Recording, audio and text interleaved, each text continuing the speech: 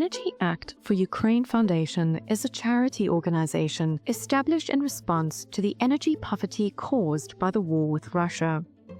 One of the flagship programs launched by the foundation is the Solar STEP program, a free-of-charge education course for women wanting to work in the solar sector. To learn more about how this program is designed to develop the Ukrainian workforce, I spoke to Energy Act for Ukraine Foundation founder and CEO Yuliana Onishchuk. Yuliana also provides updates on the solar and storage projects they have been working on and how this is contributing to a feeling of unity and victory for her team, and the many people impacted by these projects. Yuliana will be speaking at Enlit Europe in Bilbao, taking place between 18 and 20 November. Join us there to learn more about the foundation and the vital role women play in Ukraine's future clean energy landscape.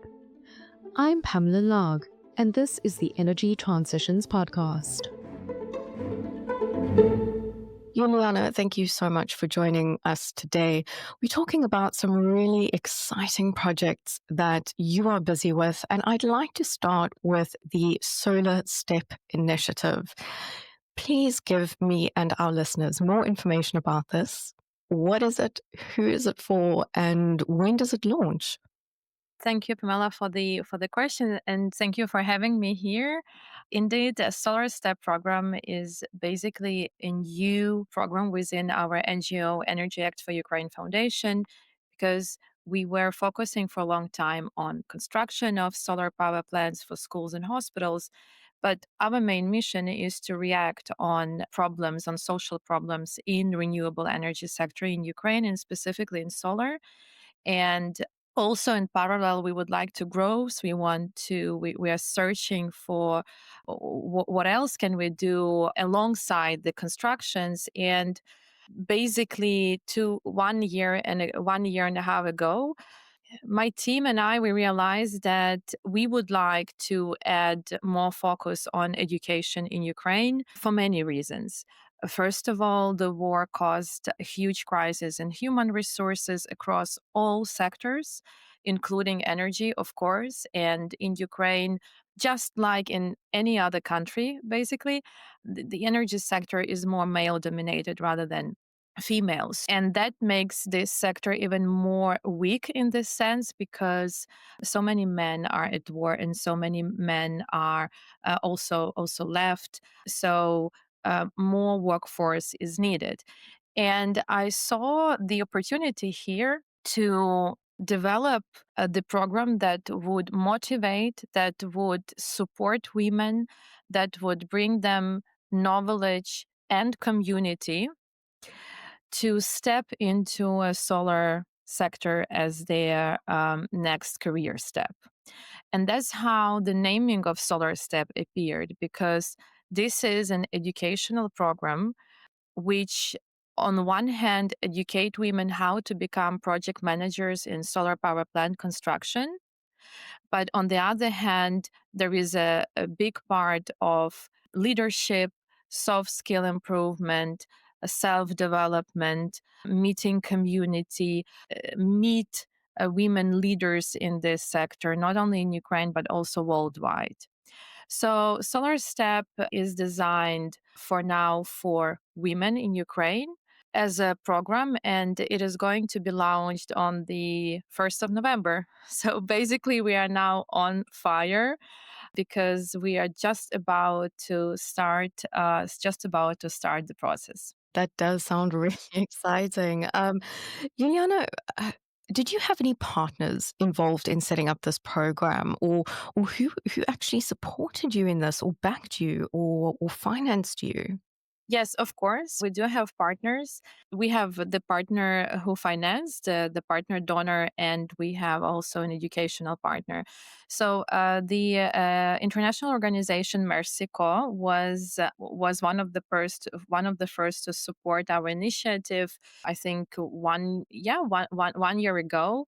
So they supported the development of the course, also the survey that we did before we launched the course. We did a survey on what are the barriers and obstacles that women are faced with when they want to switch to renewable sector, to solar sector as their career. So what are these barriers? And that helped us to also design the program well, the answers, what we found out. If you like, I can share it later on, the insights that we received. So Mercico helped us to do the survey to develop to develop the course together with the educational partner, which is a Kiev School of Economics. That is basically also the university and the business school in Ukraine. So we're doing it together, but I am the curator of the course and I'm the author of the course. So the whole program is structured the way basically I think it is necessary to give to women and men, to everybody, so that they learn how to build solar power plant. But there are many experts that will give the lectures, so I also take a small part there. But the program is quite diverse, and we tried to find the expert for different topics from the businesses that are engaged in solar power plant construction. And that's how the program is formed. So a lot of experts and some partners. Juliana, you are a woman working in renewables. That makes you an expert on the topic, certainly. Would you say that your experiences that you've had personally helped shape the formation of this course? This course is also my vision and my mission. And I was insisting, we had so many conversations with the team, but I see, because, being a project manager in solar power plant construction is quite, it's very wide. If you look at from the side of areas of responsibilities, it's quite a position. And usually you just grow, you learn, and that's how you become a project manager. There are no courses in Ukraine there's no courses how to become project manager in solar power plant construction. So this is a totally unique new educational course on the market. But I personally was in this shoes. When I was 25, I was lucky enough to get a chance to build a solar power plant, a big and industrial one, but I didn't know how to do it, and I didn't have any education on that because there was no education on that. So in Ukraine, so I learned by doing, and then I also started NGO, and the war started, that is engaged in solar power plant construction. So I know what are the barriers. I know how much you need, how much confidence you should have in order to do that. How much that every time you're in the room, there are only men in this room. And also how to communicate what you want so that you are heard. And of course, if you are not an engineer, it all makes it even more complicated, because people will just not really respect you because you're too young, you're a woman, and this is the physics and engineering processes. So it's not the place for you. I also heard this once. To include everything I know about this way, about this path of stepping into solar and lead the project of solar power plant construction. So I think that a lot of my heart is in this course, and let's see how it works, how it will work. Yeah. Well, it seems to have attracted a lot of attention, if I'm not mistaken. It can accommodate, the course can accommodate 50 applicants, if I'm correct, and you had a lot more than 50 applications. Tell us a little bit more about that, Juliana. We were shocked on the number of applications we received. The number the number is 1,457 applications. Back back in spring, we were so stressed that nobody will apply. We did a lot of marketing, media. I was working on my social media to talk about the course, and we were very stressed that nobody will really come, and then what we will do. But in the end, actually, we we see that there is a huge interest in this sector among women. Of course, motivation was different. I think that because it is for free, because it is a charity and it is a social project, many women just wanted to. They are interested in renewables and they wanted to know a bit more about it, so they applied. But this course is a hard work. Step by step, they would need to learn how to build from regulatory point of view, engineering point of view, communication point of view, working with the client. So all aspects of their work is there. And I was trying to do this course that it's not very easy, because the moment you actually do this job, it will not be easy. And it's a very, very, very big responsibility. So in the end, we had a rating score. So by making the application, the score system was calculating and looking at the answers. So in the end, we only had 300 women that then went to interview stage. And then from interview stage, we had 60. Right. So as of today, I think that yes, we had 50 seats, but we 55 or 54 in the end. We decided to take on the course. And also, what I would like to mention that as this is a charity project, we had a targeted audience. The main targeted audience were the switchers, so women that have absolutely different profession and they would like to start their new career in renewables. My idea was that women that are working in traditional energy sources see this opportunity and then maybe transfer. That didn't really happen. I don't know why, but not yet. We still saw many women engineers applying to the course. But also, so switchers was the main aim. And then second, let's say, layer of selection was, are they IDPs, right? Women that left, internally displaced people?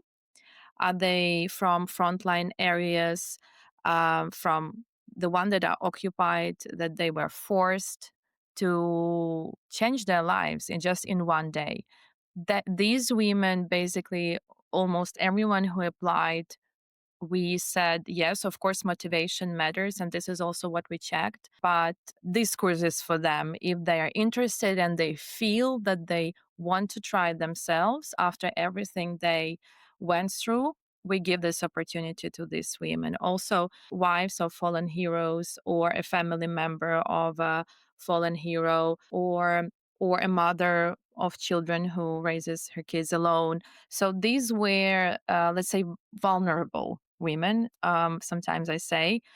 So we were specifically also looking at whether they are motivated, if they really want, and if they have this vulnerable criteria.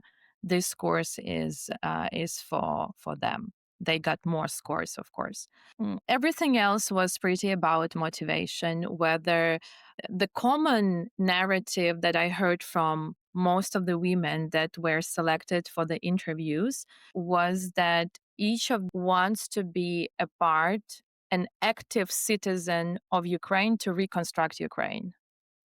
So it is a proactive position. I want to do the work that is meaningful. This is the sector of the future. I'm interested. I want to be a part of it. Of course, it is about financial side.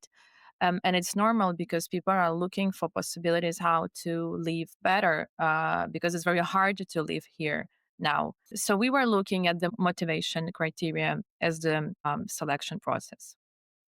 For those listeners who are not particularly familiar with the renewable energy landscape in Ukraine, is there a lot of potential?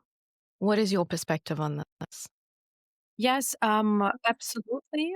First of all, the country, geographically, the country is quite sunny.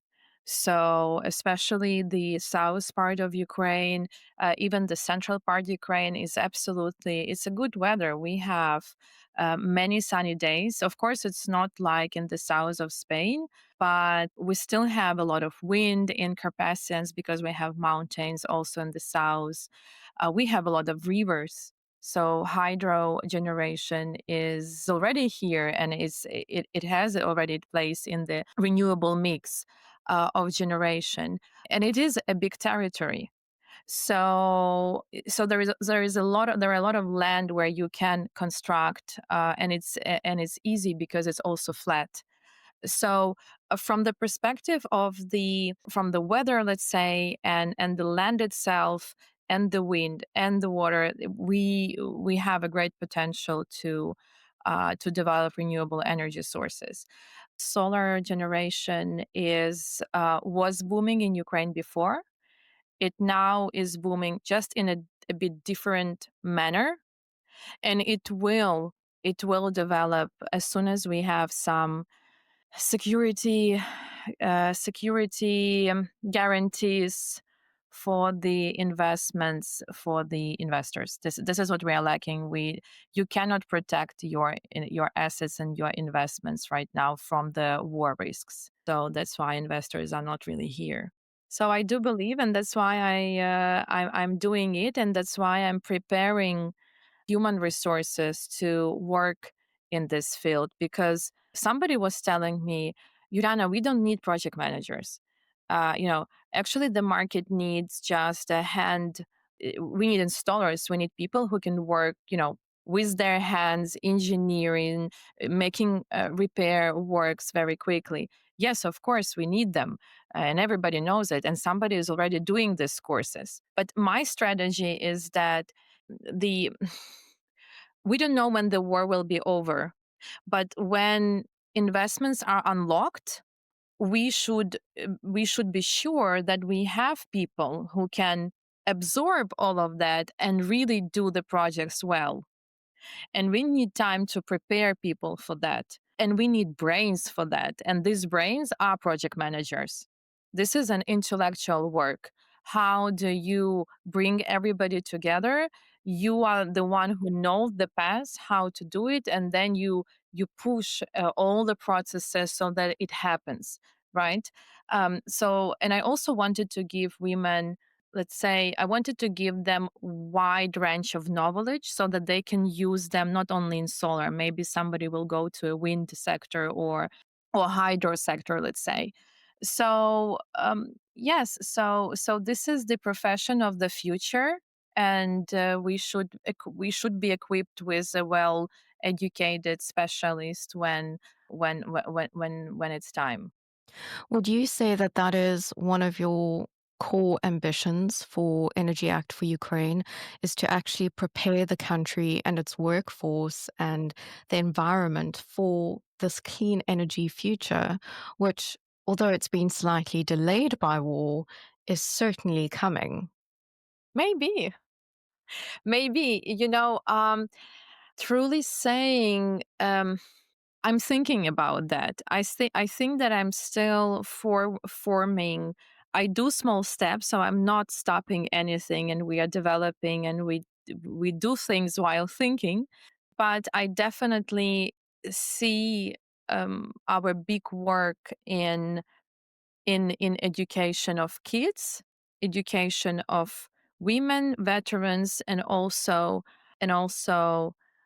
young students, let's say 15, 16 years old, who are choosing the profession, to choose energy as a sector. Definitely. This is something we haven't started to do yet, but we are thinking in the team to cover this part of the audience also. So basically, yes. So what you just said, yes, this is what we are doing. But I still, let's say, I'm still forming this strategy, because at the same time constructions are happening, and we build for schools, for hospitals, for water supply companies, these hybrid solar power plants, and we are the project managers here. But I think that human resources is the key, and we should all focus a bit or more, but we should do something in this direction. You mentioned that you are building for schools as well, and I think that's a great segue into my next question, which is the project that Enlit helped to raise money for. Tell us a little bit about that project, and what were the costs involved, and how much money was ultimately raised. Um, so together with Enlit team, Kraken, a team of Octopus team, our big, I like to say, beautiful partner that I was lucky to meet people from Kraken and Octopus a few years ago that really supported us when we needed that the most, I think. And we did many beautiful projects together and many constructions. So at when the Enlit conference last year was launched, we had an idea all together that it would be important to do a charity dinner and fundraise for Ukrainian schools and hospitals because Enlit unites a huge amount of energy community, right? And this is the place, and these are the people who understand very well what does it mean blackout and what does it mean to be without electricity and what kind of work shall be done so that it happens. So for me, it's also very important to continue talking about what is happening in Ukrainian energy system there. So we did the charity dinner. We fundraised around 50,000 euros, which were exactly enough to do one school, to build solar plus storage to ensure this uninterrupted electricity supply when it is needed. So we fundraised for Lyceum in Odessa region. Odessa is a very sunny region. Many people knows Odessa as a city. Many people knows Ukraine because they know Odessa, And but this region is heavily attacked all 3 years. There are more attacks there than in Kiev than I experienced, let's say, while I'm here. So 700 students go to school. It is a big educational facility. This is one of our criteria. How do we choose schools so that they play an important role for the district or for the area? There are 80 teachers, staff members all together. They have computer labs, which was also important for us. So we try to help schools that also have different extracurriculum activities that also kids are there maybe in the evening or at summertime, right? Because solar power plant will work all the time. So they have STEM laboratory. They have this. So laboratories was quite excited to see. So we wanted to make sure that everything works when they have classes. And it is a 30 kilowatt capacity solar power plant. It is on the roof. Right now, we are at the active stage of finishing the project. There is a battery storage of 60 kilowatt hour, which is enough to keep the lights on for about 4, 5, 6 hours. Sometimes even for 8, depending on how do they use, depending on whether teachers drink coffee in their classrooms and whether everything the kettles are on. It really matters how do they behave with the consumption of electricity. The annual savings for the school per year with this solar power plant will be around 6,000 euros, which is, sorry, 6,000 US dollars. So it's a bit less, 5 and 5 euros. And these are huge money for Ukrainian school. So that's really a lot. This is what we plan, but of course in a year time will be very interesting to see how did we succeed and whether the numbers are the same. So we will know a bit later. And of course, this system helps to avoid CO2 emissions. And that also is very important because the attacks that are happening from environmental point of view, it all brings, especially when the rocket is falling or the part of the rocket is falling on the land, in the soil. Sometimes also when there is a a big amount of attics. You can feel it in the air and all this smog that is happening. So, of course, there is no maybe direct help, but avoiding CO2 emissions in Ukraine is something also that we have to do even more not right now, because extra emissions are here, and we are all breathing with it every day. So environmental part is there. And also for this school, we will provide, we have the educational course for kids, and we educate them sustainable way of living. And we are also explaining them why renewables are important. Usually they actually know about it, because today modern education is modern. So that is included, and kids are so smart, and they are usually posing us questions, that I will discuss with the adult expert. So we are always very fascinated how kids are active, and they're still very engaged, and we try to adopt program to their level of knowledge. So we also do that in all schools where we build solar power plant. And Krasnoselskim Lyceum in Odessa will also have this extra classes with us to learn a bit more about renewables. My final question to you is, if you could, in a few words, share with our listeners what it feels like when you complete a project like this, how would you describe that feeling? Good question. I think, and I will reflect the feeling from especially first constructions that we have 2 years ago, and especially the ones that we had in 2023. It was the feeling of unity and victory already, especially in the regions of like Irpin and Bucha, the regions that were occupied for the first months of war. So 1 month they were fully occupied by Russia, and so many, all the schools, they were half destroyed, and people were in bomb shelters for months, kids with in their own school. And we know all of these stories, and I saw all of these pictures. I was there on 7th of April, I think, filming the schools to fundraise. And in a year time, when we built solar for this school, which is renovated, the roof sometimes had to be changed. And then they have this battery, and the kids are back, and you are standing with these teachers and director of the school. Usually it is a woman, by the way, and they're so happy because they are not left alone, and they were not left alone because we were there immediately, let's say. I feel this big, and that's why I feel this unity, because I feel how grateful they are that young generation of Ukrainians do something very progressive, and for them it's like it's a skyrocket science. But it is happening in their school, and that somebody is thinking about these kids and about them in these small communities. So that's why it's unity, and that's why it's victory, because because kids are back to schools that are even better than before war.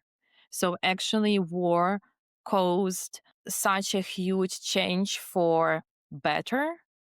Of course we pay a huge price, but it is a change for better. That's how I feel in our country, and that's what I see also. And even I changed for better, I think. So, yes, that will be my answer. That is a beautiful answer. And know that our thoughts here at Enlit are with you and with all of those children and teachers and those Ukrainians who are trying to continue with life just under the most stressful and dangerous circumstances. Yuliana, thank you so much for sharing this with us. It's been a pleasure to speak with you. Thank you so much for having me here, and it is my mission and my pleasure to share it with you. Thank you. And to all of our listeners, until next time, goodbye. Thank you for listening to this episode of the Energy Transitions Podcast, brought to you by Enlit and Friends. That's a wrap from me, Pamela Largue, and our producer, Kamo Motse. We hope you can join us next time. Visit enlit.world or subscribe for more episodes.